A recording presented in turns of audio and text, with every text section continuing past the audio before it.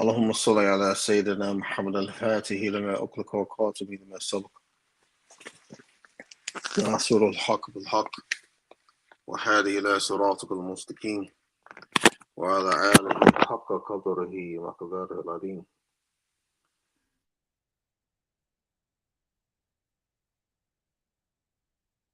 سيدنا محمد وعلى آله وصحبه أجمعين ورضي الله تعالى عن هذا السادة التابعين علماء آملين وأئمة أربعين مجتهدين مقلديهم إلا يوم الدين. أما بعد،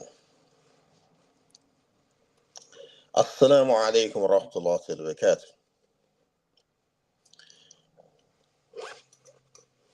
This is the second class of the Umdat'l Muta Abideen.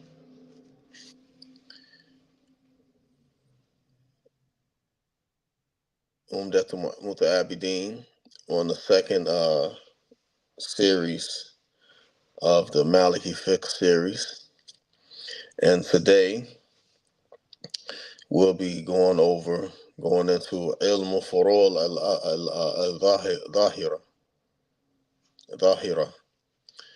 Ilm Fiqh, the science of jurisprudence, the science of the outward branches of the deen, right?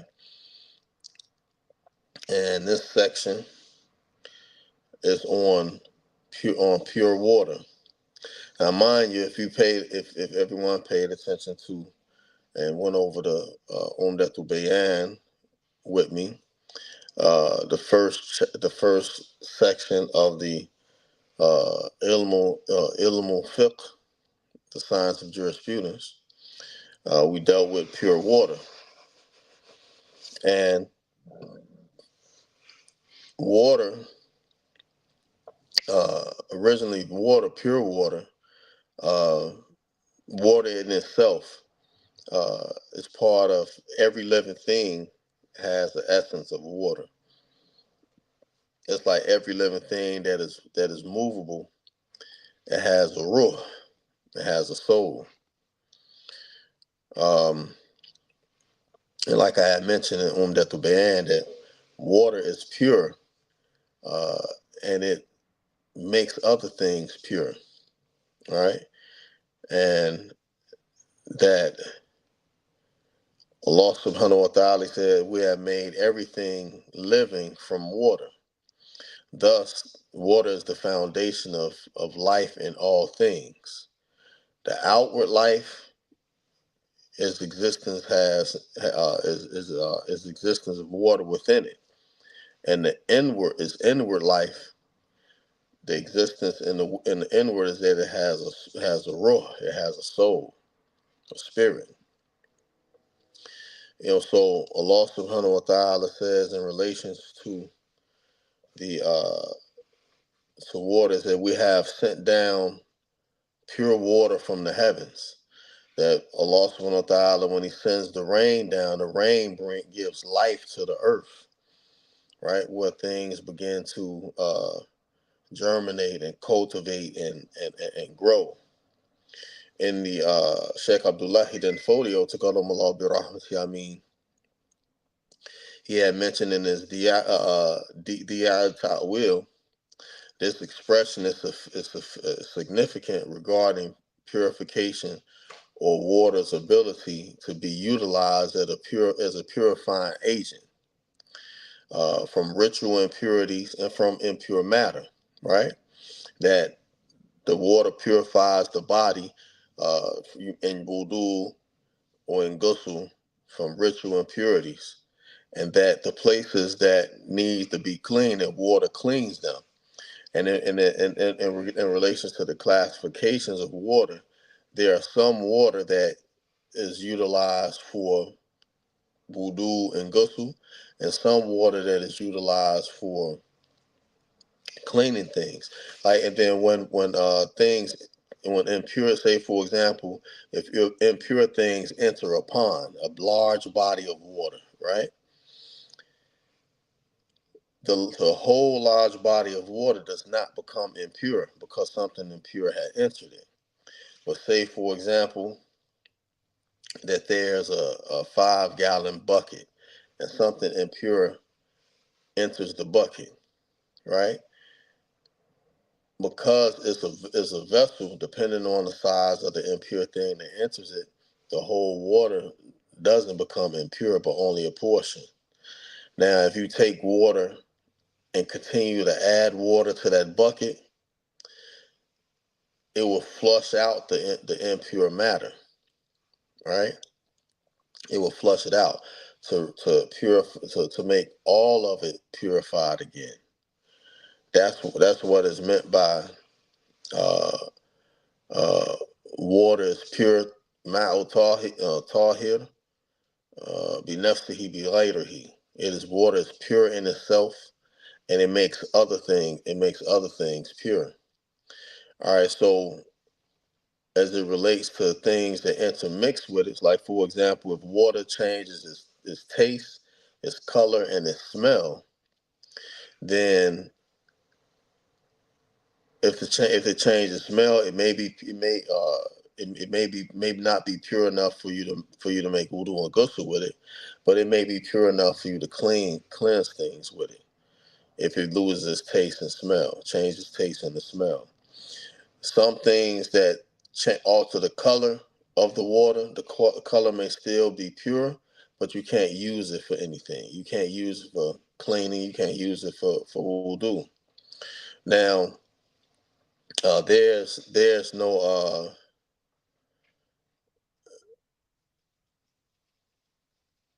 based on the most famous opinion. There's no harm in filtered water found in the wilderness, whose cause of alteration may be unknown. If impure things fall into stagnant water, then it spoils its purity in the opinion of Imam Abu Hanifa, whether the water is a lot or is a little.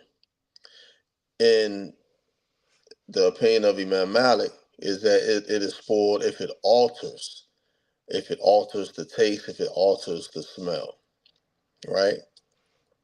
But in the Shafi opinion, it's the same as that of Imam Abu Hanifa. If the water is less than two large jars of water, it is the same as Malik if the water is equal to two large jars of water or more. As Imam Shafi's opinion about running water is the same as that of stagnant water, right? Imam Abu Hanifa said that running or flowing water does not become impure if the traces of the impurities cannot be seen. So this Quranic verse is an indication that if it is necessary to purify the outward limbs with water, then it is even more appropriate to purify the inward from unclean base character traits, because the inward is the locus of divine secrets. Allah subhanahu wa ta'ala says regarding the reason for the creation of pure water as as an absolute purifying agent.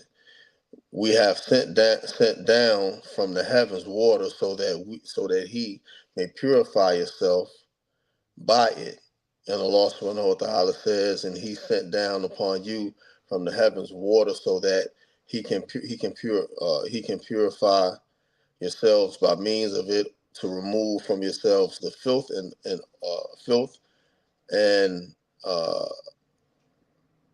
remove from yourselves the filth and the idolatry of shaitan, in order to strengthen your hearts and make your feet firm by means of it. And Allah subhanahu wa ta'ala says, he is the one who dispatches the winds and as hurls from the very presence of his mercy, and we sent down from the heavens pure water in order to revive a dead land. And then he says, we sent down from the heavens blessed water, and we caused to grow by means of its gardens and seeds and harvest. and lofty date palms which germinate regularly as a provision for the servant. And we give life to a dead land. Likewise is the resurrection. So this is the Quranic ayat and explanation that's related to water. The Sheikh, he also said that the Prophet sallallahu alaihi wasallam said Allah Ta'ala created water pure. Nothing contaminates it except what changes its color, its taste, and its smell. This prophetic tradition was related by Ibn Majah, right? One of the Sunnah of Ibn Majah. As the Shaykh who he mentioned in the Umdat'l Bayan, Ma'al Tahir absolutely eliminates it absolutely eliminates ritual impurity. Hadith, and it removes is that which is judged as filth, kaba'ith, khabeth. It is that which applies to the name water without clarification, and which is not altered in its color, taste, and smell by anything which would usually alter it by pure things or impure things. Pure water is not impaired by that which is in proximity of it, even if it is impacted by grease, by the smell of tar, the container of the traveler, by something which grows out of it, or by something at its bottom, like salt,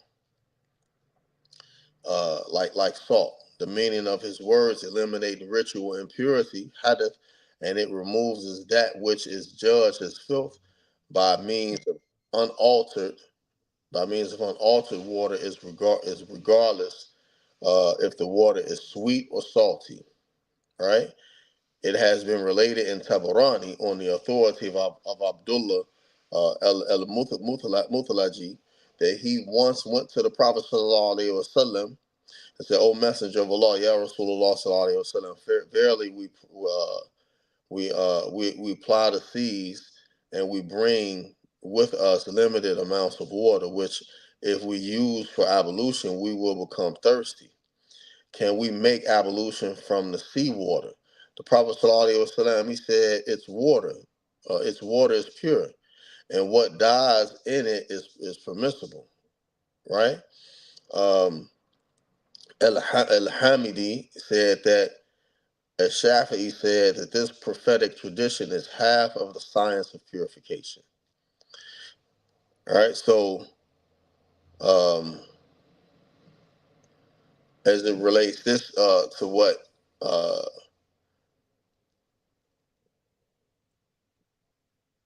as it relates to Imam Malik, this opinion of Malik due to its abundance, because abundant water means that which equals to and exceeds two great jars, and it is not altered by what falls into it by these things. Abundant water is not made impure by anything which does not alter it.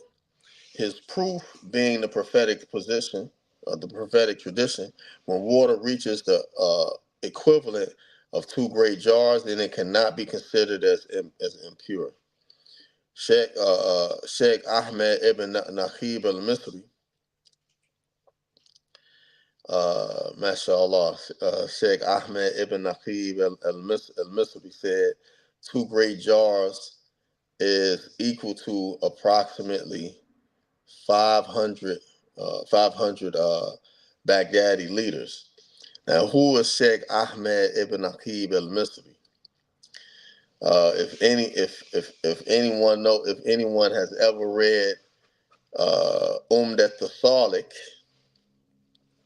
this is the author of Umdat'l Salik, or the Reliance of the Traveler. Reliance of the Traveler is the translation. Sheikh Nur Hameen Pillar, my Sheikh, he had translated this like in the early '80s during the first tobacco in Syria, right? During that time, when he finished his I think his masterate at University of Chicago, Illinois, University of Illinois in Chicago. He had went to go study in the early '80s, and one of his first projects was that he translated Umdat'l Muta, right? Reliance of the track.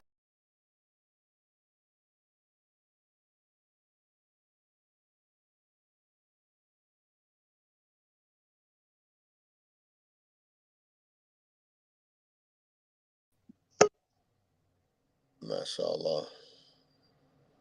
Thus, thus when impurities fall into water and it does not predominate its smell, uh, color, or taste, then knowledge of the state of the pure water is known. Right. This is because these impurities will be altered by the nature of the water which predominates it, and thus it can no longer be considered impurities or filth. It is therefore necessary to make ablution with this water, to make wudu with this water, as it has been verified by a group among the imams, except when the amount of water is equal to 2 great jars or less, then there is no unanimity,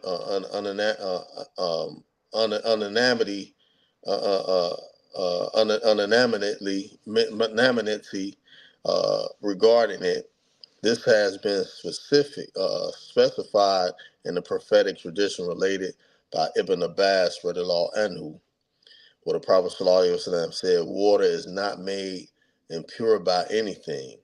This prophetic tradition is sound, as narrated by Imam Bukhari, Muslim, Nasa'i, at-Tirmidhi, and Ibn Khuzaymah, and others.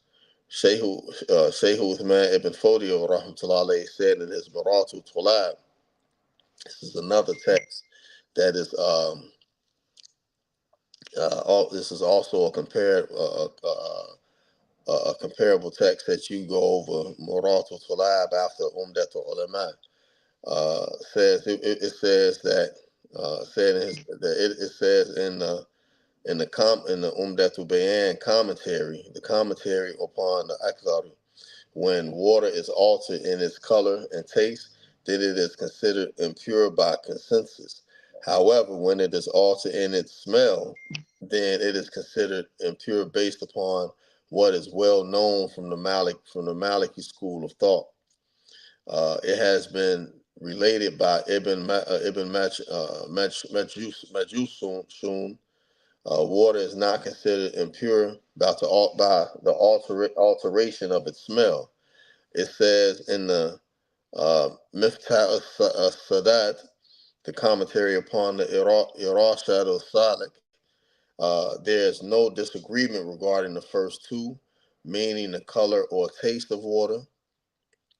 Abdul Malik said there is no negative consequence regarding the alteration of the smell of water, but the most famous opinion is contrary to that. Right, it's contrary to that. So the Sheikh, he said, I say those who give no consideration to the alteration of the smell of water rely upon the fact that it was omitted in some of the above narrated prophetic traditions. Right? Al-Qarashi said in his commentary on the Muqtasar, when the author said, as long as it is not altered in its color, taste, or smell, the author mentioned the color before the taste due to the rigor of the disagreement regarding it. Otherwise, it is obligatory to give precedence to taste because of the agreement regarding it.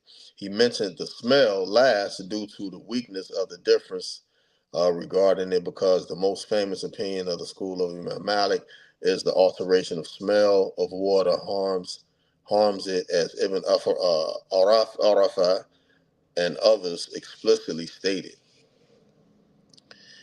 So the ritual, the ghusl, the ritual ghusl, bath from ritual impurities, janaba. Allah subhanahu wa ta'ala, he says, and when you are in a state of ritual uncleanness, purify yourselves. Purify yourselves. So the ritual bath Allah has given us to eat and drink. When they look at my Allah has given me to eat and drink. When they look at my physical condition, they all believe as a result. Is from Al Madani, and many scholars said that Abu Amama died in the year 86 Hijra. This particular prophetic tradition is evidence with those who adhere to the Maliki method that water is only made impure by what changes it in the color, taste, and smell, and with its complete end, the section on the pure water successes with the law. So the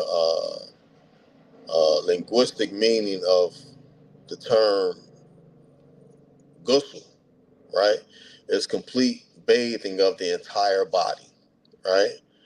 Its meaning, according to the Sharia, is the inundation of water over the entire body, and to follow the flow of water with rubbing. Because in one of the akams in the Maliki school is that every portion of the body we have to rub it, right? We just can't pour the water on the body. Well, rubbing it is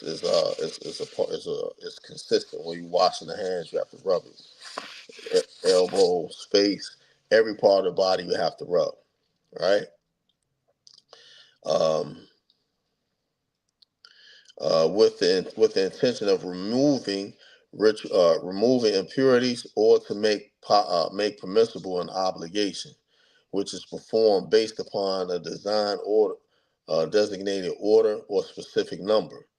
The Sheikh who mentioned the issue of ritual bath before mentioning the issue of wudu, because it is obligatory upon the person entering into Islam. First is a ritual bath. So when an individual takes shahada, after the individual takes shahada, they must make a ghusl. So the first thing that we instruct the new shahada is how to perform ghusl, because the ghusl completes the the testification of entering into Islam. The reason why individual who leave Islam and come back, who apostates from Islam and come back, does not have to make ghusl, is because when they entered in Islam the first time, they had already prepared, they already made ghusl upon entering it. When they come back into Islam, they just make wudu, because apostasy is one of the things that breaks the wudu. All right, so they only make wudu. Um, um,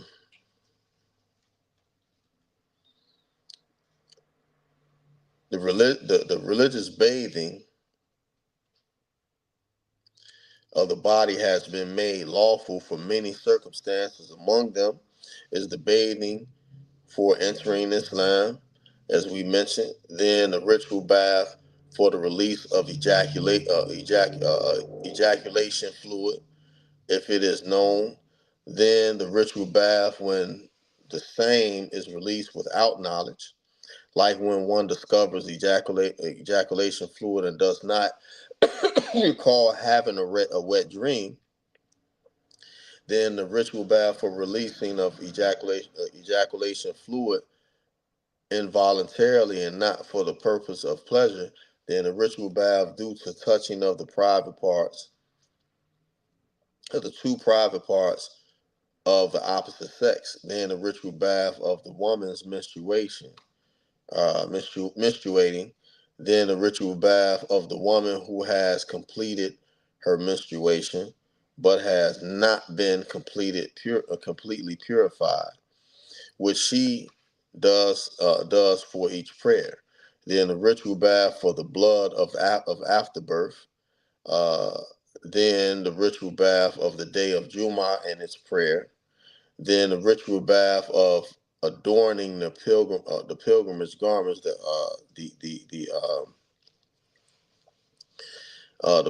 pilgrimage garment, Allahumma salli ala Sayyidina Muhammad, the uh, uh, im, Allahumma salli ala Sayyidina Muhammad, the pilgrimage garb, ihram, no, the ihram, the garment, the ihram, and then a ritual bath for entering Mecca, then a ritual bath for stopping at Arafat, then a ritual bath for the one who washes the deceased. For each of these ritual baths, there is a legal judgment from the Sharia which is specific to it, and contains a secret from the divine reality which is designated for it. The meaning of the ritual bath with the people of Allah Subhanahu wa Taala is the the diffusion of the purification of the soul from all that is connected to it, from the blameworthy expenditures of its traits. For the ritual impurity janaba, to them is remoteness from Allah subhanahu wa ta'ala and remoteness from the abodes of servitude. For this, great purification cannot apply except with the overflowing of the lights of Muhammad sallallahu alaihi wasallam, which are all of the praiseworthy characteristics over the intrinsic attributes of the soul until it is purified from its remoteness from Allah subhanahu wa ta'ala, or purified from the abodes of servitude. Now I wanted to add to this, because the Sheikh he had mentioned the purification of the soul, right, from all that is connected to it, from the blameworthy expenditures. Now, what I wanted to add, what I wanted to mention is in relation to this, because when the great great grandfather of Sheikh Uthman Dan Fodio, Taqaddam Allah bi rahmati Ameen, Sheikh Abu Hassan al-Shadili, rahmatullah alayhi, when he had met, he was going to meet the Qutb. The Qutb was on a mountain, right? Ibn Maqshish. And he went up the mountain, and the Sheikh told him to go back down and make wudu, to purify yourself, to make ablution, to purify yourself. So he went back down, he made wudu, went back down the mountain, he made wudu, a excellent wudu, and then he went back up the mountain again. So the Sheikh, he told him again that you're not purified. Go back down and purify yourself. So he went down a second time, went back up. He told him a third time. On his way down to make ablution a third time, Allah subhanahu wa ta'ala calls him to realize what the Sheikh was talking about by purification, by purifying yourself. Right? So what was meant is that, I don't know if anyone has ever heard cup half full, cup half empty, or your cup runneth over. Wa alaikum salam wa rahmatullahi wa barakatuh. What the Sheikh meant by purify yourself, purify everything that is inwardly in you. You mean your hasad, basically detach yourself from the dunya. You know what I'm saying? Detach yourself from the concerns of the world, concerns of the carnal desires. Purify yourself. So when he went down and he made ablution again, he removed all of these things that was connected him to the dunya from the heart, right? And he went back.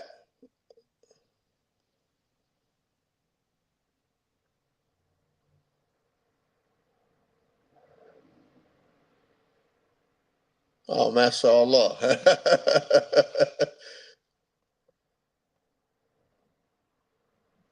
Wa alaikum salam wa rahmatullahi wa barakatuh. It's my man right here, Rashad Amariki, right? It's my man, Rashad Amariki, mashallah. Ameen, Allahumma ameen. All right, so when the Sheikh Abu Hassan al-Shadili, rahmatullahi, when he got back up to the back up the mountain, the Qutb Makhshish, Sheikh al-Makhshish, uh, he was reading the Quran, right? And it appeared to Sheikh Abu Hassan al-Shadili, rahmatullahi, that he was rocking as he was reading the Quran, but he realized that it wasn't the Sheikh that was rocking as he was reading the Quran. It was the mountain that was rocking. And I wanted to add that as a sidebar as it related to what the Sheikh who he had mentioned, right? Um, in this explanation. So the ayat, well, Allah Ta'ala, he says, and when you are in a state of ritual uncleanliness, purify yourself. In Surah Ma'idah, ayat 6, the meaning of this ayat is that if you become affected by impurity before establishment of the prayer, or before you stand for the prayer, then purify yourselves. Now, in the Maliki school, we uh, every time we make wudu, right? We make wudu for reading the Quran. The wudu that we make for reading the Quran, we can't pray with that wudu. We have to make another wudu for the salah to pray to pray the salah. So you can't if you made wudu to read the Quran, you would have to make wudu again if you get ready to pray, right? Now the ruksa that the dispensation that can be taken in the school in our schools, that when you make wudu, you make your intention for that wudu for all acts of ibadah, right? So that wudu will cover the reading of the Quran, it will cover the salah, it will cover um, going to bed before you go to bed. However, it is more recommended that you renew your wudu every time, right? So Abdullah ibn Abbas, radiallahu anhu, he said the expression a state of ritual uncleanliness is an appellation which Allah subhanahu wa ta'ala uses to mean the touching, feeling, and corpulation of sexual intercourse. Sheikh Abdullah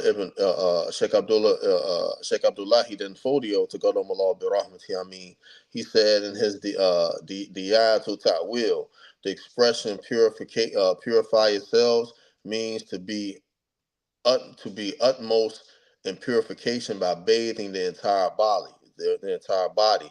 Its origin is from the expression purify yourself, which means that the diffusion of water over the entire body is considered an obligation by consensus along with rubbing.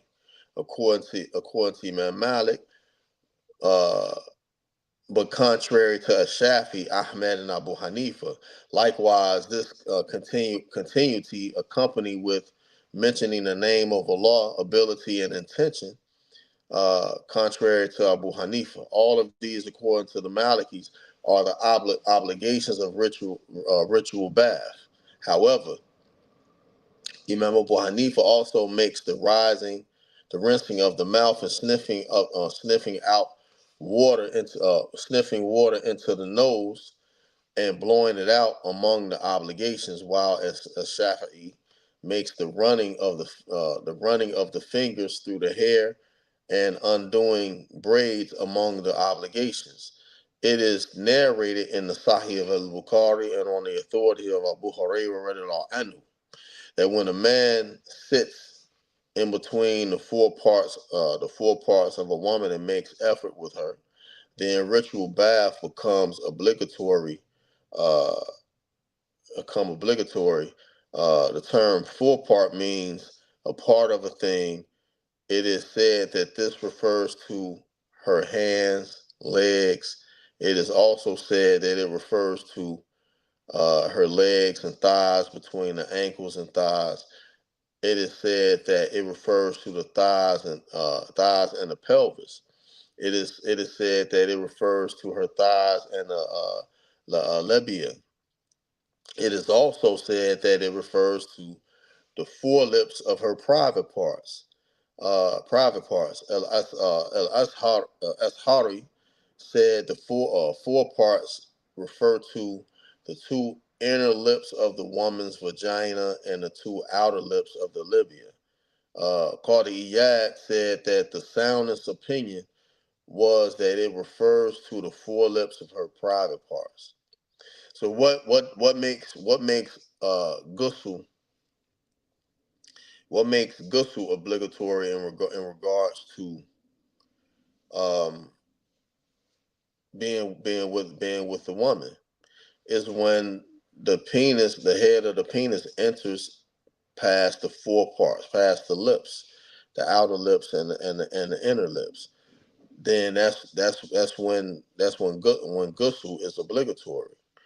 Um, while Ibn Daqiq al-Eid said that it is referred to the woman's hands and legs if it is close to the reality of it is the reality in sitting.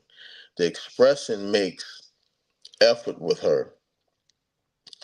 The expression makes effort with her is an affiliation itself of sexual intercourse, which suffices from saying it directly, and it means to reach a point of physical effort.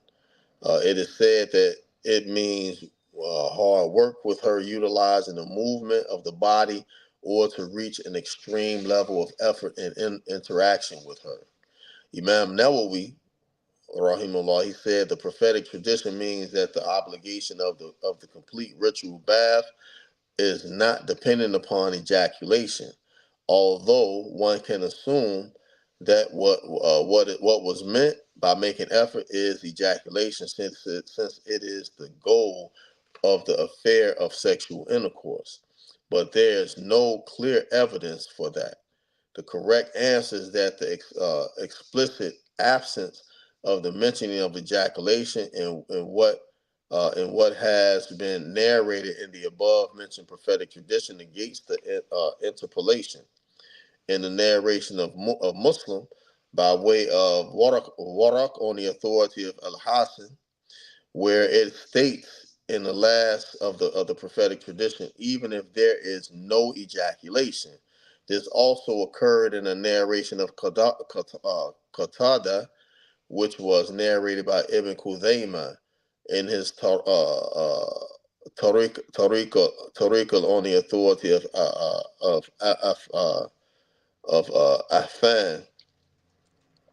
Affan, who said that Himmam and Aban narrated to me, saying that Qatada narrated to us, and they mentioned the prophetic tradition where in the end he sallallahu alaihi wasallam said, if he ejaculates or does not ejaculate. Right now, Qatada is one of the mufassirin from the companions. Like it was many mufassirin from the companions, those who did comment commentary on the Quran, on the Quran. All right, so this is similar to what was narrated by Darakutni and was verified by way of Ali ibn Sahal on the authority of Affan, and what has been likewise narrated by Abu Dawood at Tayalisi on the authority of Hamad ibn Salama on the authority of Qatada. Thus, the meaning of the prophetic tradition is that the obligation of the complete ritual bath is not considered, not conditioned by the emission of sperm. Rather, whenever the head of the penis enters the vagina, then purify yourselves. That is to say that the complete ritual bath is then obligated upon both the man and the woman. The command in the verse is to take a complete bath with water and to purify oneself by means of it before entering into the prayer which has been established. This is dependent upon there being a means of access to water in order to perform the obligatory purification. The scholars are unanimous regarding the obligation of this purification uh, from the two forms of impurities the confirmed release of sperm fluid during sleep or in the waking state, whether from a man or a woman. It has been related in the Sahih of Bukhari on the authority of Aisha, radiallahu anhu, radiallahu anha, may Allah Ta'ala be pleased with her, who said, when the Prophet sallallahu alaihi wasallam,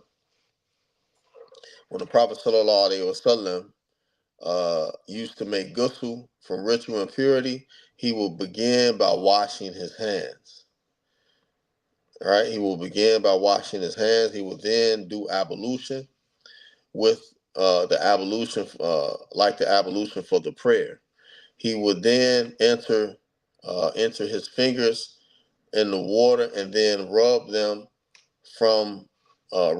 through the roots of his hair. He would then pour 3 handfuls of water over his head. He would then run or spread water over his whole body, right? Over his whole body. So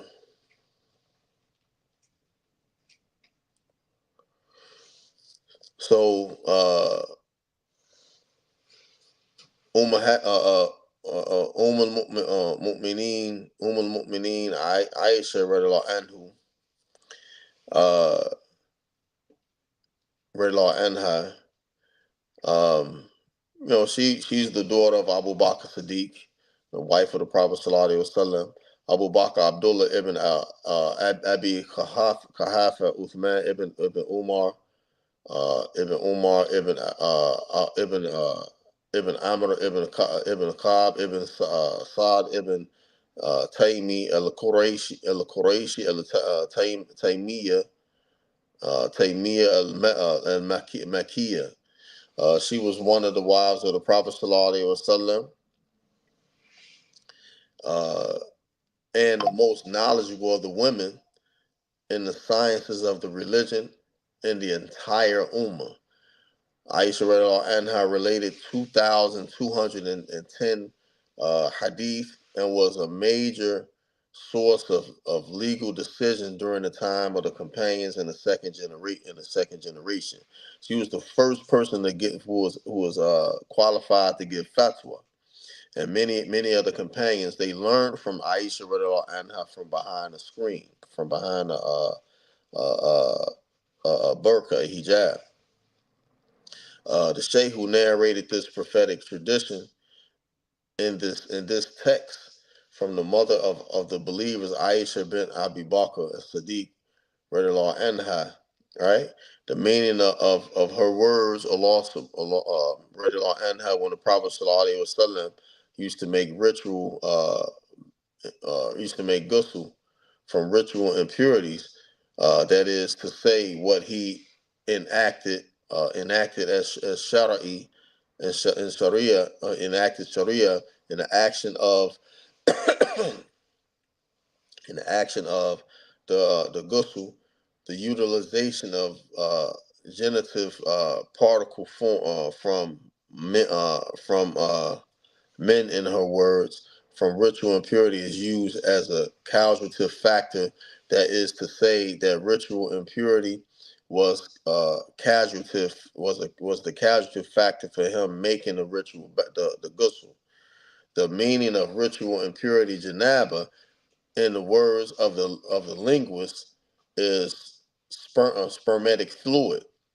However, al Ashari, as Hasari said, it is called ritual impurity because it prohibits one from coming near the places of prayer as long as one is not purified. For this expression, you are made remote from it, right? Or you should stay clear of it. Means that you are prohibited from it. The root linguistic meaning of ritual impurity is remoteness. It has been related in the prophetic traditions that the angels do not enter a home in which there's ritual impurities. Ibn al-Athir said the ritual impurity, which is obligatory to take the ritual bath for sexual intercourse and the release of some spermatic fluid, and what is intended by ritual impurity in the above cited prophetic tradition is the neglecting of taking a ritual bath from ritual impurities as a habit until the majority of the time the person is in a state of ritual impurity. This is evidence of the deficiency of his religion and filth of his inner soul. The angels referred in this prophetic tradition do not include the angels responsible for preservation, preservation. Thus, the traditional means that the angels do not enter the home with good, but they enter in order to curse, as it has been narrated in many prophetic traditions. Uh, the concept of ritual impurity in the language of the people of Allah is spiritual remoteness. That is to say, the remoteness of the servant from his true abode required of him, which is none other than the abode of servitude. Or it means that he makes the attributes of lordship remote from its true domain and describe himself by means of them, or that he describes a possible existing thing from the creational possibilities with the attributes of lordship. Then it becomes obligatory for him to purify his soul in that matter without doubt. So the Aisha radiallahu anha, it is also narrated in the Sahih of al-Bukhari on the authority of Aisha radiallahu anha, that whenever one of us, whenever one of us became ritually impure janaba, she would take 3 handfuls of water over her head, then take her hand and make it over the right portion of her body, with the other hand over the left portion of her body.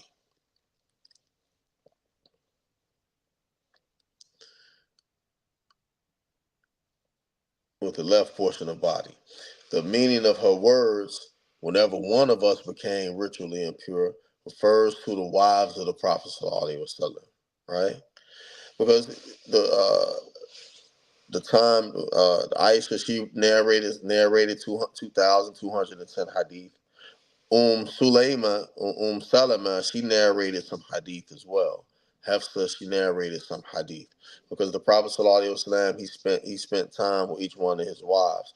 Like when the Sahaba they wanted to know how the Prophet sallallahu alaihi wasallam dealt with his wives, they was forthcoming with this information because like there's an outward sunnah, there are some sunnahs that the Prophet sallallahu alaihi wasallam performed with his wives that the rest of the ummah wouldn't know about if the companions didn't ask these questions. All right, so um,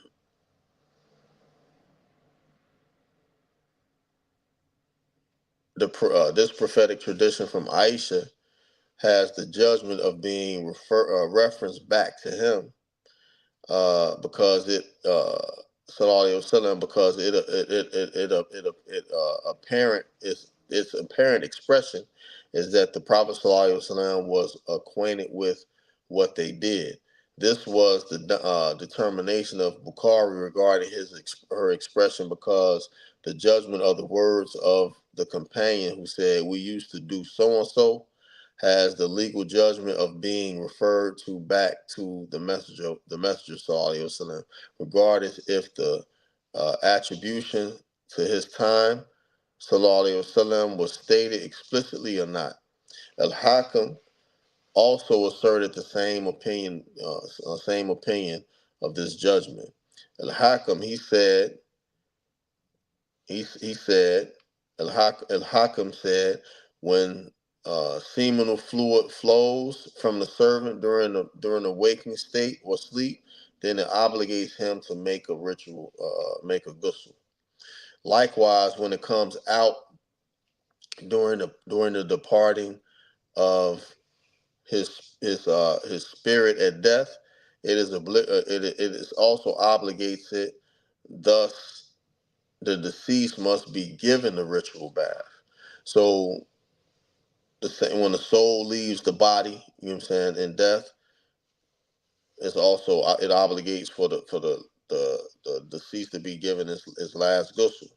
Ritual impurity prohibits the recitation of the Quran because inner purity is the entire objective of recitation.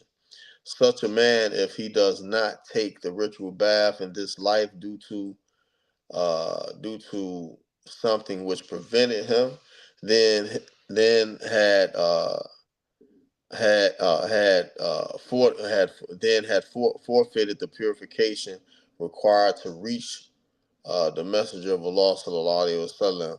The occurrence of ritual impurity is with the customary release of spermatic fluid, even if it occurs during sleep, with the insertion of the hand of the pen with the insertion of the head of the penis or part of it into the vagina. If the male is not mature, then ritual bath if is not mature, then ritual bath is not necessary except if there is the release of sperm, or if he is a teenager. It also occurs with the cease with the ceasing of the blood of menstruation, the blood of childbirth, and uh, the birth of a child, even when no blood is seen. I want this part right here. What is mentioned and what is mentioned here. I remember a class that I was taking, and this was I was Maliki at this time, but one of my teachers, he was Shafi. I had learned the Shafi school from him, and he was going over it was a primary text called El Iqna in the Shafi school, and it mentioned the portion he was going over is about what necessitates ghusl, and it's a portion in Al Iqna that talks about the kuntha, right? Talking about the kuntha. For all those who don't know what a kuntha is an individual who Allah subhanahu wa ta'ala gave two sexual organs, gave him the male organ and gave him the female organ.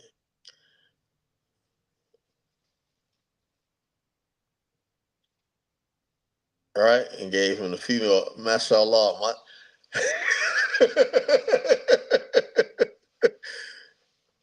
Assalamu alaikum, Sheikh. Mashallah, he popped up right when I talked about. Well, anyway, as I continue, I'm laughing because it's my teacher. He popped up in the feed on Facebook, and he was going over this portion. He was talking about the kunta and what, and I bet you're gonna be surprised. I remember this, but he was talking about the kunta, that if you don't know, if you can't, if it's not determined what the sex is, that if you was married to a kunta and you enter them, then you wouldn't have to make wudu. I mean, you wouldn't have to make ghusl, right? You wouldn't have to make ghusl. But once it's determined, then you have to make ghusl once it's determined. But if it's not determined, then you don't. And I wanted to that's the reason why I mentioned it. And I know he probably gonna beat me up later. Mashallah. My sheikh. You know what I mean? You still my sheikh. You know what I'm saying? I didn't. This was one of my teachers. I learned everything from him. I learned Quran. I learned fiqh. I learned hadith. Um, I learned hadith. I learned hijama. I learned everything from him. Traveled, lived with him, put in work with him. You know what I mean? Our children grew up with each other. We got children around the same age. They all grown men now, grown women now. But mashallah, I mean, these things are some of the things that uh, cause you to actually really know people. You know what I mean? Um, Companions, friends. You know what I mean? Alhamdulillah, I pray everything is well with you, Sheikh, and you know what I'm saying, and your health as well. May Allah subhanahu wa ta'ala increase you and continue to put barakah in your work. You know what I mean? Put barakah in your work and barakah in all of your offsprings, all the children. Mashallah. Naam. Naam, mashallah. No, so um the second part, the meaning of her words, she would take three. She would take 3 handfuls. Is that she would take her hand and take 3 handfuls of water, as it states in another narration. In fact, Ismaili stated this explicitly in his narration. The meaning of her words over her head, that is to say that she would take it and pour water over the top of her head. In the narration of Ismaili, she said she would take water she would take water with her hands and then pour over her head. The meaning of her words, then take her hand, make it over the right portion of her body, and with the other hand over the left portion of her body. Is that first? It gives evidence for the lawfulness of proper order, tortatib, right? The prophetic tradition, the prophetic tradition also gives evidence of a person cleaning the right portion of his body first.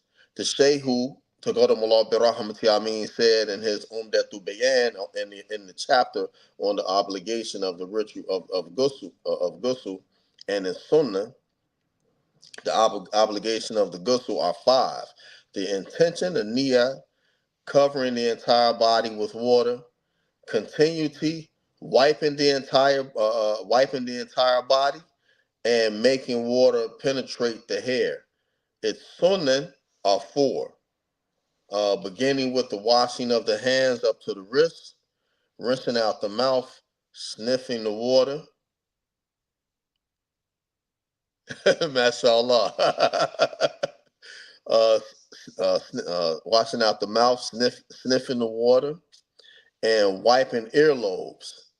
Um, the erudite authority of the land the Balad Sudan, the Black Lands, Sheikh Abdullah then Fodio to Qadamallah Birahmati Ameen said in his Dia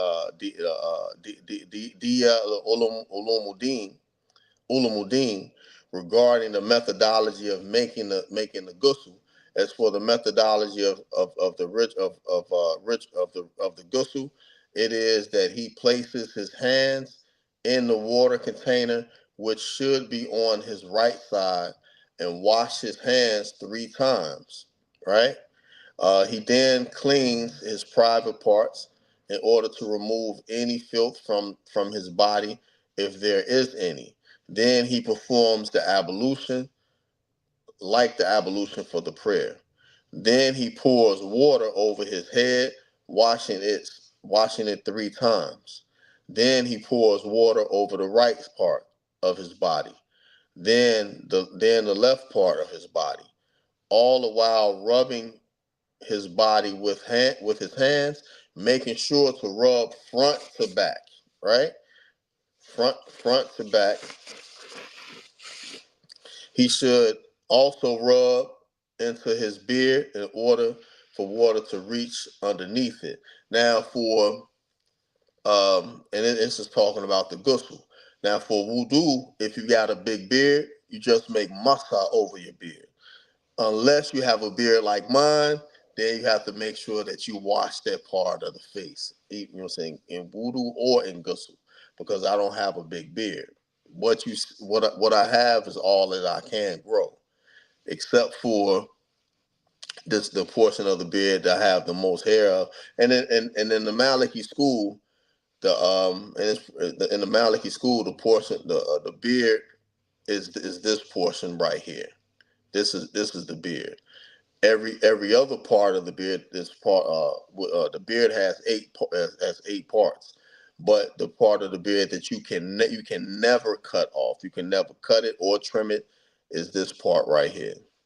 You can't do it, right? You can't cut it off, right? Even if it's one string, you can't cut it or pluck it, right? It becomes blameworthy, right? So um underneath it, if it is thick, he should be sure to wash uh, the bends and curves in his body, the crevices, right? Making sure to avoid touching his private parts. If if he touches it during the ritual bath, then he only has to repeat the wudu. And if its completion ends, and with its completion ends the section on the ritual bath on ghusl for major impurities and successes with the law. So I'm gonna stop here, and next week, inshallah ta'ala, we'll be going into the wudu. Also, what I wanted to mention, all right, the Sheikh, he said, touching the private parts. In the Maliki school, the private parts that is specifically is talking about they would have to make wudu is if we touch the penis itself or the penis shaft on the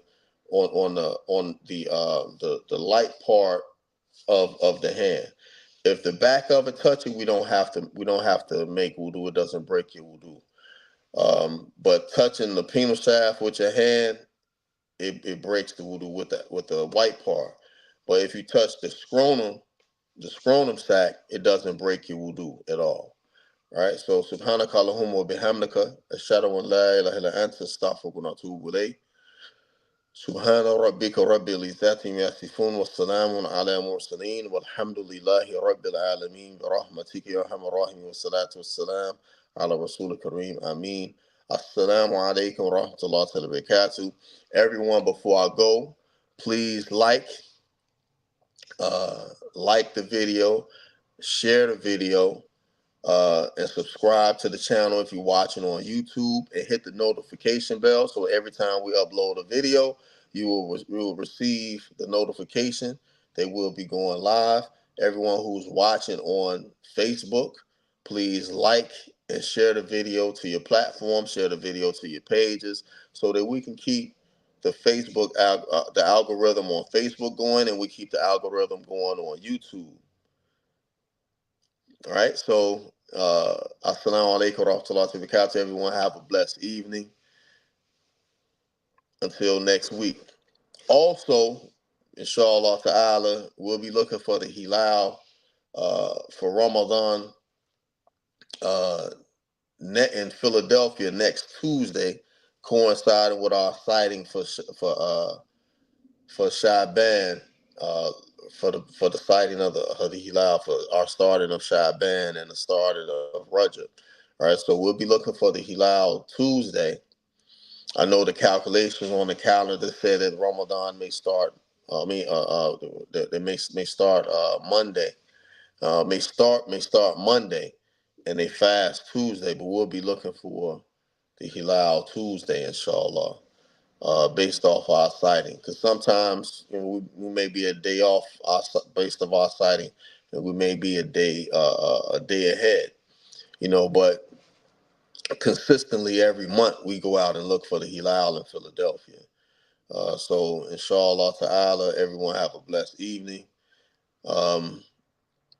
Like the video, share the video.